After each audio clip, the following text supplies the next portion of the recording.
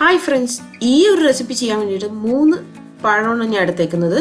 ഇത് ഞാലിപ്പൂവനാണ് എടുത്തേക്കുന്നത്. ഇതിൻ്റെ അകത്തേക്ക് നമുക്ക് കുറച്ച് പഞ്ചസാരയും ചേർത്ത് കൊടുത്തിട്ട് ഇതുപോലെ നന്നായിട്ട് മാഷ് ചെയ്തെടുക്കണം. ഇതിൻ്റെ കൂടെ തന്നെ ഒരു നുള്ളു ഉപ്പും ഒരു നുള്ളു സോഡാപ്പൊടിയും ചേർത്തതിന് ശേഷം നമുക്ക് കുറച്ച് ഗോതമ്പ് കൂടി ചേർക്കാം. ഇതൊരു 3 ടേബിൾ സ്പൂൺ ഗോതമ്പ് ഉണ്ടാവും. അതും കൂടി ചേർത്തതിന് ശേഷം നമുക്ക് നന്നായിട്ട് മിക്സ് ചെയ്തെടുക്കുക. ഇപ്പോൾ കണ്ടോ, ഈ ഒരു പാകമായിട്ടുണ്ട്. ഇനി നമുക്കിത് വേഗം എണ്ണയിലിട്ട് പൊരിച്ചെടുക്കാം. നോക്കിക്കോളൂ, ചൂടായ എണ്ണയിലേക്ക് ഞാൻ ഇതിട്ടൊന്ന് പൊരിച്ചെടുക്കുന്നുണ്ട്. 2 സൈഡും നല്ല ഗോൾഡൻ കളർ ആവുന്നവരെ നമുക്ക് ഇതുപോലെ പൊരിച്ച് കോരി എണ്ണയിൽ നിന്ന് മാറ്റാം. ഇതൊരു മീഡിയം ഫ്ലെയിമിലാണ് ഞാൻ വെച്ചേക്കുന്നത്. ഇപ്പോൾ നോക്കിക്കോളൂ, നമ്മുടെ ആദ്യത്തെ പലഹാരം തയ്യാറായി കഴിഞ്ഞു. ഇനി അടുത്തതായിട്ട് ഒരു 1/4 കപ്പ് ഗോതമ്പ് മാവ് ഒരു ബൗളിലേക്ക് ഇടുക. കൂടെ തന്നെ ഒരു പിടിക്ക് സവാളയും കുറച്ച് അരിഞ്ഞു വെച്ചിരിക്കുന്ന കറിവേപ്പിലയും എരിവിനനുസരിച്ച് പച്ചമുളകും കുറച്ച് മുളക് പൊടിയും കുറച്ച് ഉപ്പും ചേർത്തതിന് ശേഷം ഇതുവരെ എന്റെ ചാനൽ സബ്സ്ക്രൈബ് ചെയ്തിട്ടില്ലെങ്കിൽ സബ്സ്ക്രൈബ് ചെയ്യൂ. അടുത്തുള്ള ബെൽ ബട്ടൺ പ്രസ് ചെയ്യാൻ മറക്കരുത്. കുറച്ച് വെള്ളം ചേർത്തതിന് ശേഷം നമ്മൾ നന്നായിട്ട് മിക്സ് ചെയ്തെടുത്തിട്ട് ഈ ഒരു പാകത്തിലേക്ക് റെഡിയാക്കി എടുക്കുക. ഇനി വേറെ ഒന്നുമില്ല, ഇത് വേഗം നമുക്ക് എണ്ണയിലിട്ട് പൊരിച്ചെടുക്കാം. ഇപ്പൊ നോക്കിക്കോളൂ, ഞാൻ ചൂടായ എണ്ണയിലേക്ക് ഈ ചെറിയ ചെറിയ ഇതുപോലെ വടയുടെ ഷേപ്പിൽ നമുക്ക് ഇട്ട് ചുട്ട് റെഡിയാക്കി എടുക്കാം.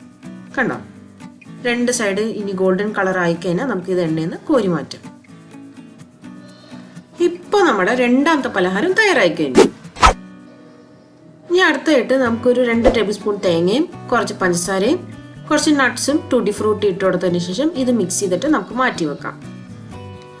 ഇനി അടുത്തതായിട്ട് നമ്മൾ സാധാരണ ചപ്പാത്തിയും പൂരിയൊക്കെ തയ്യാറാക്കുന്ന മാവുണ്ടല്ലോ, അതാണ് ഞാൻ ഇവിടെ തയ്യാറാക്കുന്നത്. 1 കപ്പ് ഗോതമ്പ് മാവ് ഇട്ടതിന് ശേഷം അതിൻ്റെ അകത്തേക്ക് കുറച്ച് ഉപ്പും കുറച്ച് എണ്ണയും ആവശ്യത്തിന് വെള്ളം ചേർത്തതിന് ശേഷം നന്നായിട്ട് കുഴച്ച് നമുക്ക് മാവ് പരുവത്തിൽ ഇതുപോലെ റെഡിയാക്കി എടുക്കുക. ഇതൊരു കുറച്ച് സമയം മാറ്റി വെച്ചാൽ കുറച്ചുകൂടി നമുക്ക് മാവ് സോഫ്റ്റായി കിട്ടും.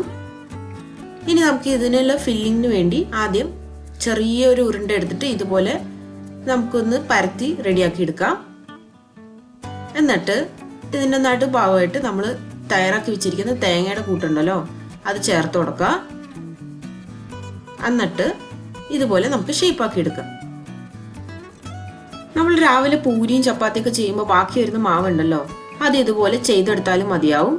ഇനിയിപ്പോൾ നോക്കിക്കോളൂ, ഞാൻ ഇതിനൊരു ഷേപ്പ് കൊടുക്കുകയാണ്. നമുക്ക് അങ്ങനെ തന്നെ ചെയ്യാം, അല്ലെങ്കിൽ ഇതുപോലെ ഈ ഒരു രീതിയിൽ ചെയ്താലും മതിയാവും. ഇപ്പോൾ നോക്കിക്കോളൂ, നമ്മുടെ ആദ്യത്തെ ഇത് റെഡി ആയി കഴിഞ്ഞു. ഇതുപോലെ ബാക്കിയുള്ള കൂടി തയ്യാറാക്കി എടുത്തിട്ട് നമുക്ക് ഇതുപോലെ ചൂടായി കിടക്കുന്ന എണ്ണയിലിട്ട് പൊരിച്ചെടുക്കാം. 2 സൈഡും ഗോൾഡൻ കളർ ആവുന്നവരെ ഇതും പൊരിച്ചെടുക്കാം. എന്നിട്ട് നമുക്ക് എണ്ണയിൽ നിന്ന് കോരി മാറ്റാം.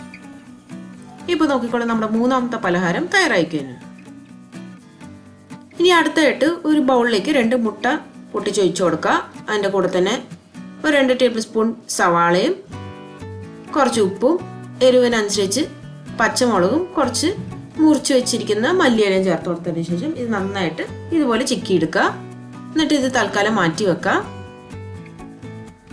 നമ്മൾ നേരത്തെ കുഴച്ച് വെച്ചിരിക്കുന്ന മാവുണ്ടല്ലോ, അത് കുറച്ച് വട്ടത്തിൽ ഇതുപോലെ ആക്കിയിട്ട് ഇതുപോലെ മടക്കി ഒരു പാക്കറ്റ് രൂപത്തിലാക്കി എടുക്കുക. ഇതിൻ്റെ അറ്റത്തായിട്ട് ഞാൻ കുറച്ച് ഗോതമ്പ് മാവിൻ്റെ പേസ്റ്റാണ് ഉണ്ടാക്കി വെച്ചിരിക്കുന്നത്. കുറച്ച് ഗോതമ്പ് മാവ് വെള്ളം ചേർത്തിട്ട് പേസ്റ്റ് രൂപത്തിലാക്കി വെച്ചിട്ടുണ്ട്. അതും ചേർത്ത് കൊടുത്തിട്ട് ഇതുപോലെ ഷേപ്പാക്കിയതിന് ശേഷം നമ്മൾ എണ്ണയിലിട്ട് പൊരിച്ചെടുക്കുക. ഈ ഒരു പലഹാരം തയ്യാറാക്കുമ്പോൾ പെട്ടെന്ന് തന്നെ ചെയ്തെടുക്കുക, അല്ലെങ്കിൽ മുട്ടയില ഒഴുകിപ്പോവും. ഇപ്പോൾ നോക്കിക്കോളൂ, നമ്മുടെ പലഹാരമൊക്കെ ഇവിടെ ഗോൾഡൻ കളറിൽ ഫ്രൈ ചെയ്തെടുത്തിട്ടുണ്ട്. ഇപ്പോൾ നമ്മുടെ 4ാമത്തെ പലഹാരം തയ്യാറായി കഴിഞ്ഞു. ഇനി അടുത്തായിട്ട് ഒരു ബൗളിലേക്ക് 1 കപ്പ് ഗോതമ്പ് മാവും ഒരു 2 ടേബിൾ സ്പൂൺ അരിപ്പൊടിയും ഒരു പിഞ്ച് ഉപ്പും ഒരു പിഞ്ച് സോഡാപ്പൊടിയും 1/4 ടീസ്പൂൺ മഞ്ഞൾപ്പൊടി കുറച്ച് ഏലക്കാപ്പൊടിയും ജീരകവും ആവശ്യത്തിന് പഞ്ചസാരയും ചേർത്തതിന് ശേഷം കുറച്ച് വെള്ളം ഇട്ടിട്ട് നമുക്ക് നന്നായിട്ട് ഇത് ഒരു ബാറ്റർ പരുവത്തിൽ മിക്സ് ചെയ്തെടുക്കാം. ഇതുവരെ എന്റെ ചാനൽ സബ്സ്ക്രൈബ് ചെയ്തിട്ടില്ലെങ്കിൽ സബ്സ്ക്രൈബ് ചെയ്യൂ. അടുത്തുള്ള ബെൽ ബട്ടൺ പ്രസ് ചെയ്യാൻ മറക്കരുത്. ഇപ്പൊ നമ്മുടെ ബാറ്റർ തയ്യാറായിട്ടുണ്ട്. ഞാൻ നേരത്തെ ഏത്തപ്പഴമൊക്കെ മുറിച്ച് വെച്ചായിരുന്നു. അത് ഈ മാവിലൊന്ന് മുക്കിയതിന് ശേഷം നമുക്ക് എണ്ണയിലിട്ട് പൊരിച്ചെടുക്കാം. 2 സൈഡും നല്ല ഗോൾഡൻ കളർ ആവുന്നവരെ നന്നായിട്ട് പൊരിച്ചെടുത്ത് റെഡിയാക്കി എടുക്കാം. ഇപ്പൊ നോക്കിക്കോളൂ, നമ്മുടെ 5ാമത്തെ പലഹാരം തയ്യാറായി കഴിഞ്ഞു. ഇത് നമ്മൾ 5 മിനിറ്റ് കൊണ്ട് 5 റെസിപ്പീസാണ് ചെയ്തത്. ഈ ഒരു വീഡിയോ ഇഷ്ടപ്പെട്ടവർ നിങ്ങളുടെ കൂട്ടുകാരായിട്ടും ഷെയർ ചെയ്യാനും മറക്കരുത്. അതുവരെ സൈൻ ഓഫ് ഫ്രം സ്വപ്ന.